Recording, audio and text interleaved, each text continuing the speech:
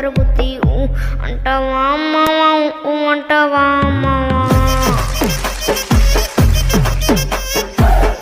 అంటావా అమ్మవా అంటావా అమ్మవా తెల్లగుంటే ఒకడు తెల్లకిందులవుతాడు నల్లగుంటే ఒకడు అల్లారెల్లరి చేస్తాడు తెలుపు కాదు మీకు రంగుతో పని ఏముంది సంత దొరికిందంటే చాలు మీ మగ బుద్ధి వంకర బుద్ధి అంటావా అమ్మవా అంటావా అమ్మ